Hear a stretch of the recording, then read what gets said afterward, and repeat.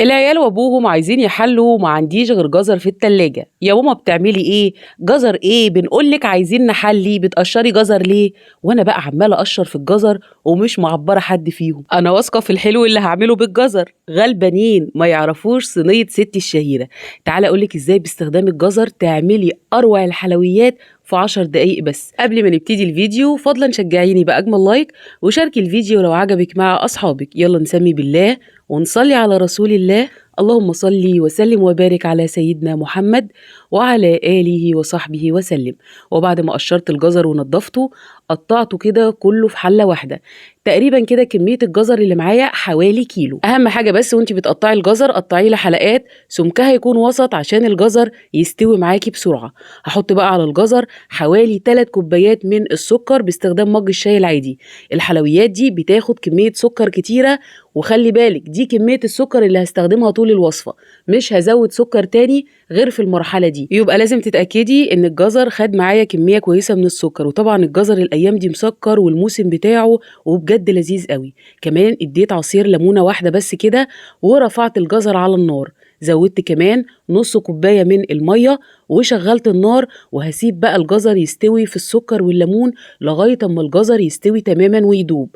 بصي هديها تقليبه كده كل شويه وما تقلقيش احنا حاطين ليمون والجزر عمره ما هيسكر ابدا. سيبيه بقى على نار هاديه براحته ياخد ويدي لغايه ما يستوي. بالنسبه بقى للمكون التاني معايا وهو الحليب، انا معايا هنا كيلو من الحليب كنت غالياه من بالليل وسايباه في التلاجة واللهم بارك عمل قشطه حلوه قوي قوي على الوش. هشيل القشطه دي انا محتاجاها، ده هي دي اللي هتحمر لي وش الصينيه. وخلي بالك ولا اشترينا قشطه ولا اي حاجه، خدنا القشطه بتاعه كيلو اللبن اللي هنستخدمه. تعالي بقى كده نشوف الجزر. اللهم بارك خلاص اتفاعل كويس مع السكر، كل حاجه دابت. وانا بطفي النار هحط بس معلقه صغيره من الفانيليا. وطبعا الجزر عندي خلاص استوى سوا كامل. تعالي بقى كده نرجع للحليب بتاعنا، وهصفي بقى كل السكر اللي نزل من الجزر على الحليب.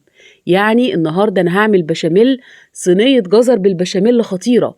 جربي كده اضافه السكر اللي هينزل من الجزر على الحليب، الله على الطعم والله على الجمال. احنا اضفنا للحليب طعم جبار. طبعا خلاصة الجزر مع طعم السكر خلى الحليب حلو قوي. خلي بالك هو مش هيكون مسكر قوي، يعني طبقة البشاميل دي ما بتبقاش مسكرة. بالنسبة للجزر زي ما انت شايفة كده استوى كويس وهرسته بالهاند بلندر. لو انت عايزة تسيبيه صحيح او تهرسيه بالشوكة براحتك، يعني عايزة تاكلي الجزر صحيح مهروس حاجة ترجع لك. يلا بقى نجهز الصينية اللي هنعمل فيها احلى طبقتين في الدنيا.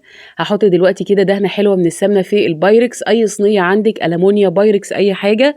وهبتدي اجيب الجزر. طبعا الجزر هنا احنا بنحب سمكه ما يكونش ايه عالي قوي، يعني بنحب طبقة البشاميل اكتر. انت بقى ويميها براحتك، وكمية الجزر برضو اللي عايزة تحطيها حاجة ترجع لك. هفرد كده طبقة رقيقة من الجزر على طول. ما تنسيش تحطي طبقة السمنة اللي تحت عشان الجزر ايه ما يشيطش منك واحنا بنحط الصينية في الفرن. كمان بلاش تستخدمي صينية تيفال لان التيفال بيبقى حامي قوي وممكن الجزر يتلسع منك. يبقى استخدمي يا ألمونيا يا بايركس. يلا بقى نعمل الطبقة اللذيذة. الطبقة التانية في الحلة كده هحط معلقتين كبار من السمنة وهنزل عليهم كده ب3 معالق كبيرة من الدقيق. يا دوب 3 معالق حلوة قوي قوي الكيلو من الحليب يديكي بشاميل مظبوط، لا هو تخين ولا هو خفيف. هشوح بقى الدقيق في السمنة لغاية اما لونه كده يبقى ذهبي فاتح. يا سلام بقى لو حتة سمنة بلدي، اكيد الحلويات طبعا بتحتاج سمنة بلدي. يلا بقى على طول اول ما الدقيق يحمر هننزل بكيلو الحليب اللي محطوط عليه خلاصة الجزر بالسكر. يعني البشاميل لوحده كده يا جماعة حكاية، يتاكل لوحده مش محتاج جنبه اي حاجة تانية، خطير. اول بقى ما يتقل كده خلاص مش هضيف له سكر، هو واخد السكر بتاعه من كوباية الشربات اللي نزلت من الجزر. يلا بقى نجيبه ونضيفه على طول على طبقة الجزر. الله يرحمك يا تيتا، احلى صينيه جزر بالبشاميل. ولا بقى تقولي لي بطاطا بالبشاميل ولا حتى قرع بالبشاميل، الصراحه الجزر بالبشاميل ده اطعم حلويات ممكن تعمليها، يعني احلى من البطاطا واحلى من القرع الصراحه. هجيب بقى القشطه اللي انا شلتها من وش الحليب واحطها على طول فوق البشاميل عشان تاخد معايا وش حلو كده في الفرن. يلا بقى دخلناها الفرن على درجه حراره 180 شبكه وسطى وما شغلتش الشوايه خالص.